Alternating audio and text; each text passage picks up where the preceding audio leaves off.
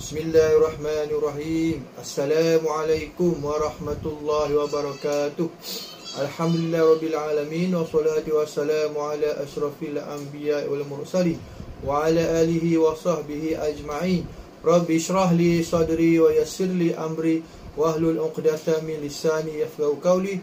Allahumma shalli ala sayidina Muhammad tibbil qulubi wa dawaiha wa afiyatil abdani wa shifaiha wa nuril absari wa dhiyaiha wa ala alihi wa sahbihi wa barik wa sallim.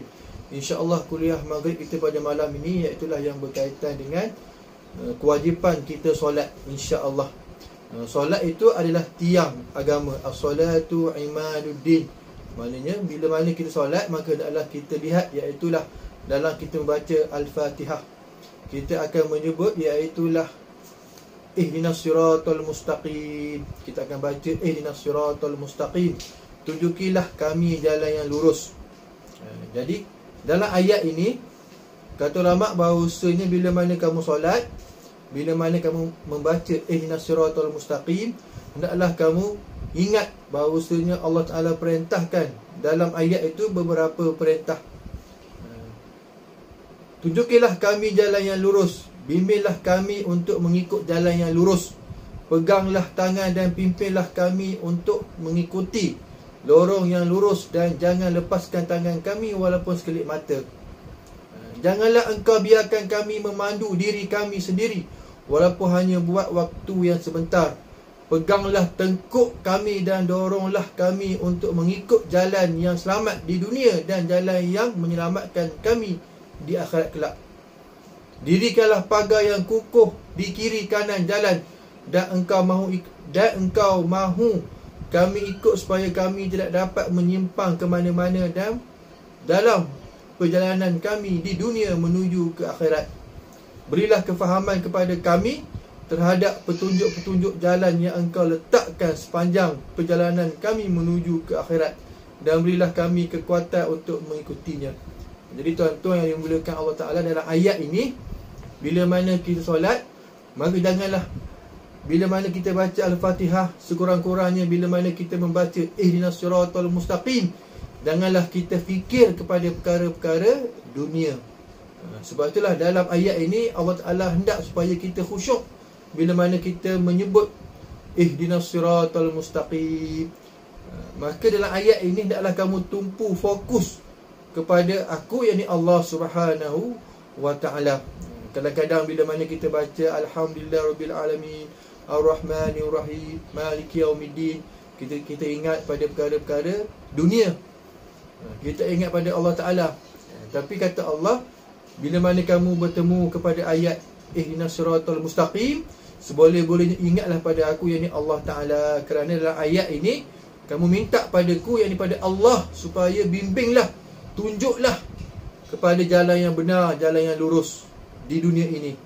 Dalam ayat ini kata ulama ada beberapa yang kita minta dengan Allah Ta'ala. Yang pertamanya iaitulah tunjukilah kami ya Allah, untuk kami menjadikan ya Allah Al-Quran sebagai panduan dalam segala aktiviti hidup yang kami lalui. Yang keduanya kita minta dengan Allah, tunjukilah kami jalan yang lurus dalam mendekatkan diri kepada Engkau. Yang ketiganya ialah kita minta dengan Allah Ta'ala, tunjukkanlah kami jalan lurus dalam menunaikan ibadah fardu, agar ia menepati cara yang telah ditunjukkan oleh Rasul Engkau kepada kami.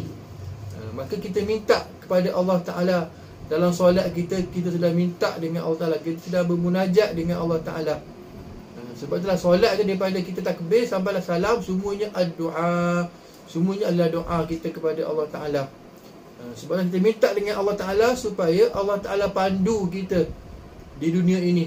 Kerana kita ini lemah ya Allah, la haula wala quwata illa billah. Ya Allah, kami tak mampu untuk mengharungi dunia, Kami tak mampu untuk melawan perkara-perkara maksiat ini, ya Allah. Kami tak mampu untuk melawan godaan nafsu ini, melakukan maksiat, melainkan dengan pertolongan-Mu, ya Allah.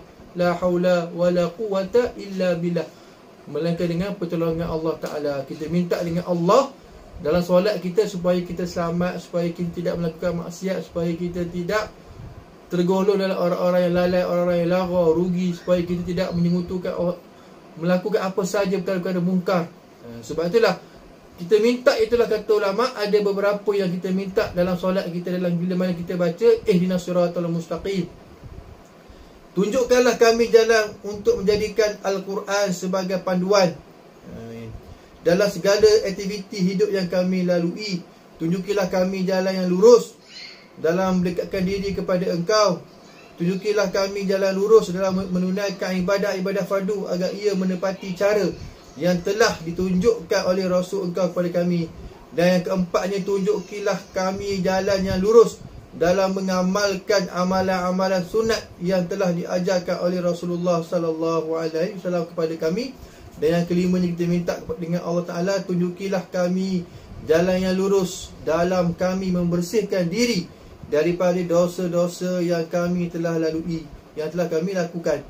Dan seterusnya yang keenam, tunjukilah kami jalan yang lurus dalam mengamalkan zikir-zikir yang telah disunahkan oleh Rasul Engkau kepada kami. Dan yang ketujuh, kita minta, ya Allah, tunjukilah kami jalan yang lurus ketika menuturkan perkataan, sama ada dalam keadaan suka atau benci. Dan yang ke-8, kita minta, ya Allah, tunjukilah kami jalan yang lurus dalam menjalani kehidupan berkeluarga agar ia menjadi ibadat yang Engkau berikan ganjaran syurga.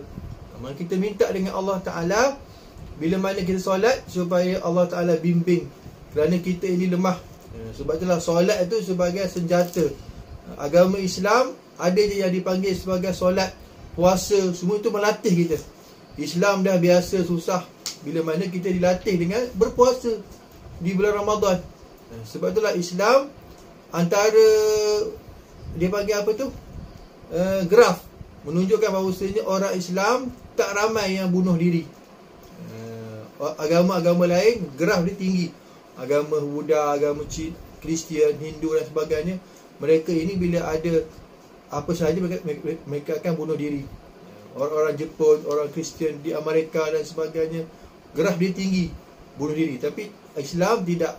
Maknanya Islam ni, graf kita, graf agama Islam yang bunuh diri, maknanya tak tinggi, rendah, Alhamdulillah. Sebab itulah kerana kita yakin bahawasanya dunia tempat kita mencari, iaitulah keredaan Allah Ta'ala. Walaupun kita diuji dengan miskin, tapi kita tetap melakukan ibadah kepada Allah Ta'ala. Kita diberi kekayaan, kita tetap bersedekah, menerima ibadah kepada Allah Ta'ala. Sebab itulah solat itu membimbing kita. Dalam surah Al-Mu'minun, Allah Ta'ala menyatakan iaitulah ayat pertama, kedua, ketiga dan keempat. Bismillahirrahmanirrahim. Qad aflahal mu'minun allazina hum fi salatihim khashi'un wallazina hum 'anil lagwi mu'ridun wallazina hum lizzakati fa'ilun wallazina hum li furujihim hafizun. Ayat yang menyatakan tentang kemenangan, kehebatan, kekuatan yang Allah beri kepada mereka-mereka yang solatnya dijaga, solatnya maknanya mengikut yang diperintahkan oleh Allah Ta'ala, tidak meninggalkan solat. Maka berjayalah mereka.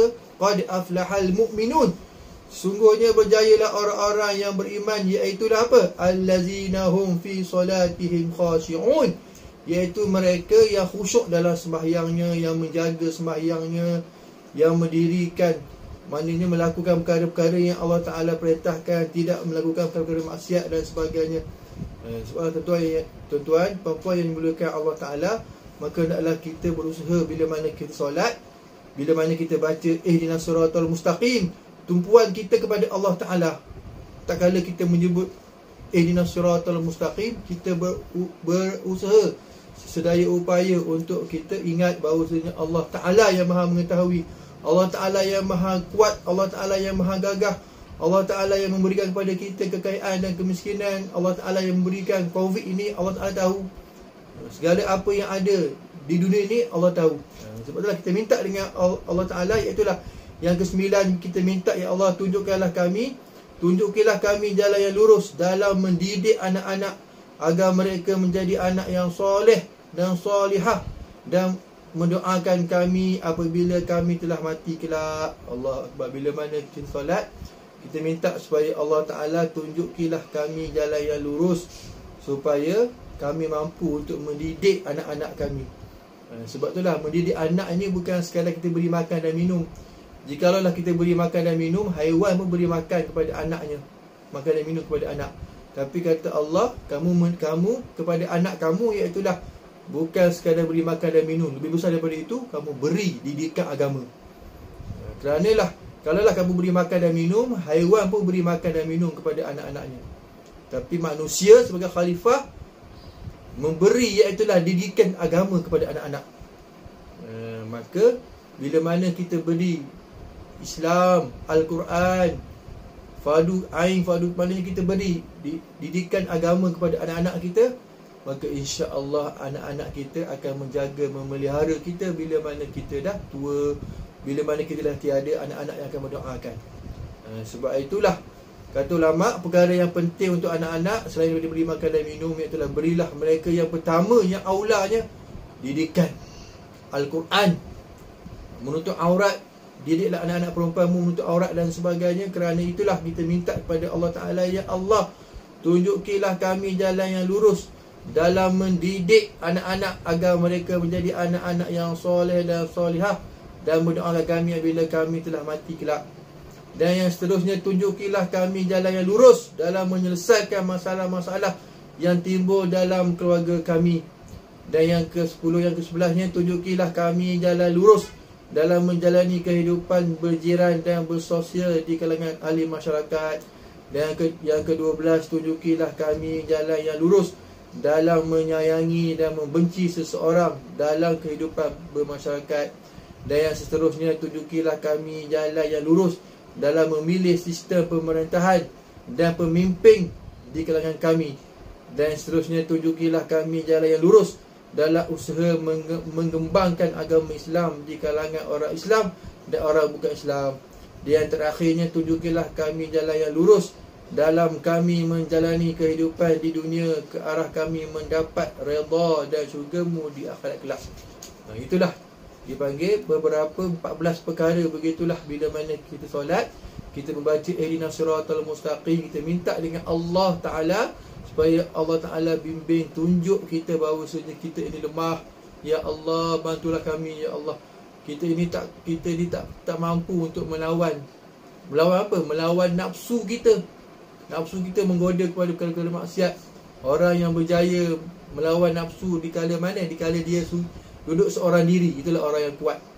Duduk seorang diri, tidak ada siapa yang tahu melainkan Allah. Tapi dia mampu untuk melawan hawa nafsunya daripada melakukan perkara maksiat. Kita melawan dengan apa? Hawa nafsu, syaitan, orang-orang kafir dan juga orang-orang mukmin, orang-orang munafik yang iri hati kepada Islam. Tuan-tuan yang dimuliakan Allah Ta'ala, mudah-mudahan itulah peringatan pada malam ini. Mudah-mudahan kita sama-sama berdoa kepada Allah Subhanahu Wa Ta'ala. Mudah-mudahan Allah SWT beri kepada kita kekuatan. Bila mana dah buka surau dan masjid ini, penuhilah surau dan masjid. Janganlah kita sekadar untuk hadir pada hari Jumaat kita berebut-rebut, tapi bila sembahyang 5 waktu kita tidak mengejar, sedangkan masjid surau dah boleh dibuka walaupun kapasiti 50 orang. Kalau Jumaat baru ni 100 orang, tapi kita penuhilah solat 5 waktu kita di surau di masjid. Mudah-mudahan kita berdoa kepada Allah Ta'ala, mudah-mudahan Allah Ta'ala mengangkat wabak ini dan Allah Ta'ala menyelamatkan kita, diri kita, keluarga kita dan seluruh ahli keluarga kita, insya-Allah. Wallahu a'lam. Sekian. Assalamualaikum warahmatullahi wabarakatuh.